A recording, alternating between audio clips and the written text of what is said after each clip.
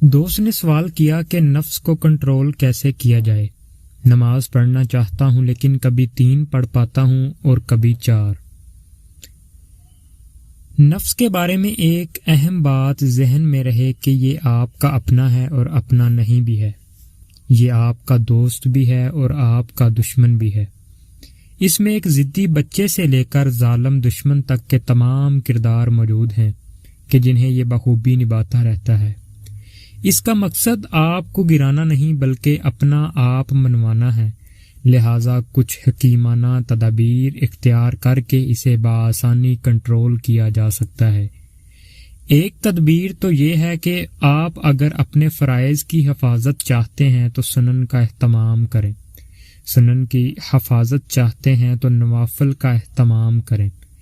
اس کو سمجھنا بہت آسان ہے کہ اپنے ارد گرد فرائض، سنن اور نوافل کے دائرے بناتے چلے جائیں کہ آپ کا دشمن شیطان اگر حملہ آور ہوگا تو سب سے باہر والا دائرہ متاثر ہوگا۔ اگر آپ نے شیطان سے حفاظت کے لیے اپنی ذات کے گرد دائرہ ہی صرف فرائض کا بنایا ہے تو اس کا حملہ ہی فرائض پر ہوگا اور متاثر بھی فرائض ہی ہوں گے۔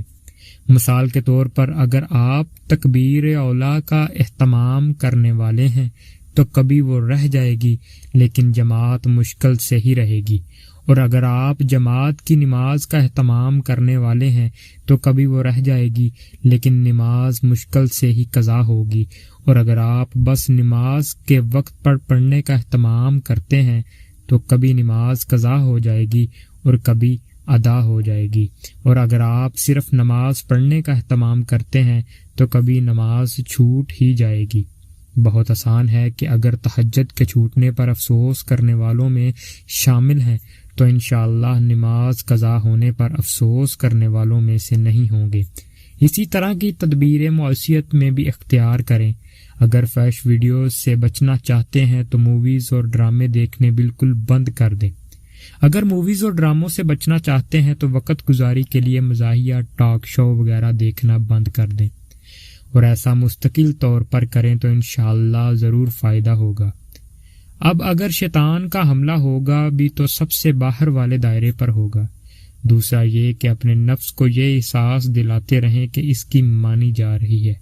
یہ بہت ضروری ہے، ورنہ تو وہ آپ کو گرانے کی پوری کوشش کرے گا، اور اگر وہ اس کوشش میں لگ گیا تو گرنا آپ ہی کا مقدر ہے، اس کا نہیں۔ اس کا مطلب یہ ہے کہ اس کی چھوٹی چھوٹی خواہشات پوری کرتے رہیں تاکہ اسے اپنے غالب ہونے کا احساس باقی رہے۔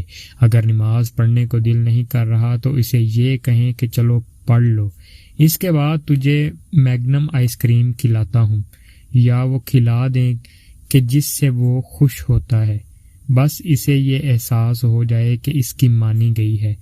بھئی یہ اپنی منوانے کے معاملے میں بیگم سے کم نہیں۔ اچھی طرح سمجھ لو، اب بے وقوفوں کی طرح اس کی ہر بات مان لو یا اسے لولی پاپ دے رہو، یہ تمہاری عقل مندی اور سمجھداری پر منحصر ہے۔